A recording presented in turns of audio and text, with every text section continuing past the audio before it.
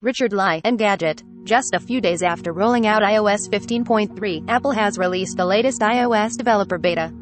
Among the new features is one that'll come in very handy for unlocking your iPhone while you're out and about in the current climate.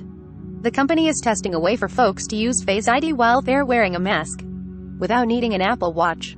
Face ID is most accurate when it's set up for full face recognition only, Apple explains when users set up the feature. To use Face ID while wearing a mask, iPhone can recognize the unique features around the eye to authenticate.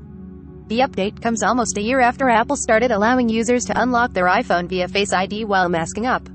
Until now, people have used an unlock Apple Watch as a key. Apple's looking to get rid of that requirement in the latest beta, which will surely come as music to the ears of people who are fed up with punching in their iPhone passcode at the grocery store or the gym. Avoiding using your passcode in public is a boon for privacy too.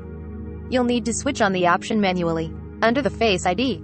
Started, the feature will still work for those who are wearing glasses, but you'll need to remove your sunglasses. Other features in the beta include the option to add notes to iCloud keychain passwords and the ability to copy text from objects using the camera while in the Notes and Reminders apps. Also new is support for adaptive triggers on the PS5 DualSense controller, EU digital COVID certificate compatible vaccination records in wallet, an Apple Card widget, and perhaps most importantly for many, dozens more emoji.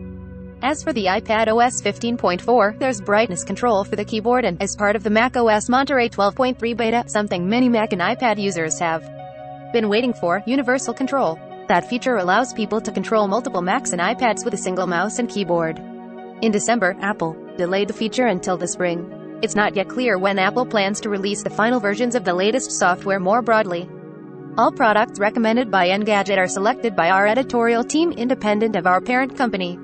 Some of our stories include affiliate links. If you buy something through one of these links, we may earn an affiliate commission.